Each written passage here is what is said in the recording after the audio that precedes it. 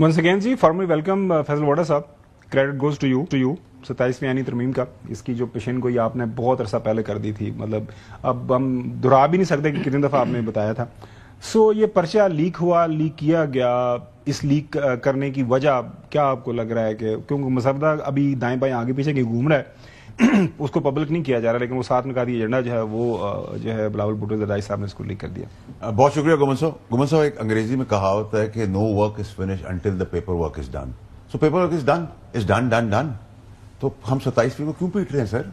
27वीं हो गई है, आप 28वीं की बात करें। मुझसे तो एटलीस्ट 28वीं की बात करें, 27वीं ये रिप्रेजेंट करेगा मेरा भाई। इसमें क्या है सर? इसमें क्या मतलब, मैंने आपको अंग्रेजी कहावत बताई कि हर वो काम खत्म नहीं होता जब तक उसका पेपर वर्क ना हो गया ना सर। बहुत सिंपल है, no work is finish until the paper work is done, so is done. Sir आज सी हो रही है पीपल्स पार्टी की, क्योंकि उनके पास नेशनल असेंबली के अंदर 74 है, सेनेट के अंदर 26 अरकान की तादाद है। और क्या आप समझ रहे हैं कि वो जो आपने कल, मैं आपका एक देख रहा था सॉर्ड के जी, आप ठप्पा लगा देंगे, कोई मसला ही नहीं रह गया। तो आपके ख्याल में आज सी भी ठप्पा लगा देगी? सारी चीजें तय हो चुकी हुई हैं। देखिए गोमन साहब, पीपल्स पार्टी खासतौर पर बिलावल भुट्टो साहब बहुत जमहूरी आदमी है, और उनकी एक फहरिस्त है ज़िंदगी के अंदर कि उनकी घर में बहुत सारी शहादतें हुई इस डेमोक्रेसी के लिए। नाना, वालदा मोहतरम उनकी, उनके वालिद का जेल काटना, उनके मामूओं की शहादत। तो उसके बाद इस पूरे निज़ाम की ज़ामिनी पीपल्स पार्टी, और इसको डीरेल जमहूरियत को वो नहीं होने देगी।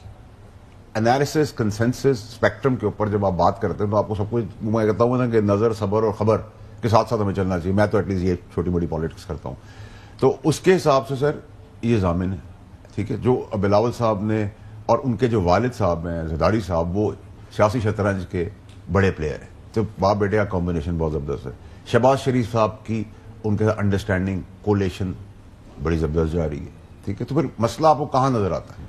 किस चीज़ का मसला नज़र आता है? और अगर आप मेरी इस कहावत को, आप तो समझ गए, मुझे पता है, अब आप ही अपने हिसाब से, एक्यूमेन के हिसाब से एक्सप्लेन करेंगे, आवाम आपकी बात समझती है, सुनती भी है। तो मैंने तो आपको इस कहावत के अंदर सब कुछ पर्चा भी आउट कर दिया, रिजल्ट भी दे दिया, और मैं अगले पर्चे की बात करूँ सर, आप मुझे फिर पीछे वाले पर्चों में ले जाते हैं। आगे की बात करें सर, बहुत एक्साइटिंग होगा कि अगर हम 28वीं की बात करते हैं, ठीक है। लेकिन 27वीं की बात है तो हसन साहब यहाँ बैठे हुए, वो आपको ब्रीफ करते रहे कि मैं तो 28वीं की बात करूंगा।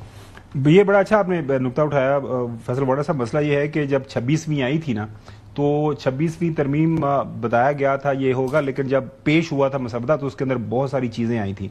मौलाना फजल रहमान साहब की आपसे मुलाकात भी हुई है, वो क्या बताया उन्होंने 26वीं आईनी तरमीम के हवाले से, और अब क्या बता रहे हैं, सुनिए।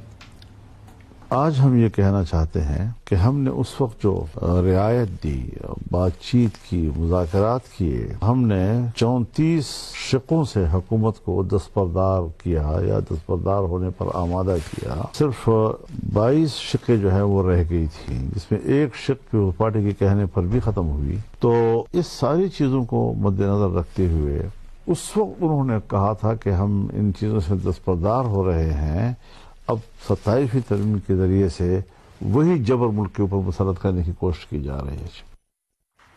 फैसल वाडा साहब, इस पे आपका मैं जवाब चाहूंगा, लेकिन पहले मैं मोहतरम, आपने कहा कि ना 27वीं सब्जेक्ट इसका है, तो 27वीं आईनी तरमीम आपने भी काफी अर्सा पहले बता दिया था कि आपका ज्यादा फोकस यही था कि जुडिशरी को रेगुलेट करने का, ज्यादा उसके ऊपर ज्यादा फोकस होगा। जुडिशियल रिफॉर्म्स हैं और एनएफसी, दो बातें मैंने की थी, वो दोनों तकरीबन अल्हम्दुलिल्लाह उसका हिस्सा हैं। मैंने तो स्पेसिफिक बात की है ना, मतलब तरमीम आ रही है, ये कहना तो बड़ा आसान है। तरमीम के अंदर क्या है, खबर तो ये होती है कि वो बताए कि उसके अंदर क्या है। तो अल्हम्दुलिल्लाह मैंने ये बात बताई थी कि अंदर क्या है। तो नहीं फैसल वाडा साहब गुजारे, वो तो सारा मामला तय हो गया। तो आपके नजदीक ये जो 7 नुक्ते हैं यही होंगे, इसके प्लस इसमें कोई एडिशन तो नहीं आ जाएगा? कोई अनसीन पर्चा सिलेबस तो नहीं सामने आ जाए? 7 नुक्ते हैं, उस 7 नुक्तों के एक एक नुक्ते के अंदर कई आगे से चीजें आ जाती हैं।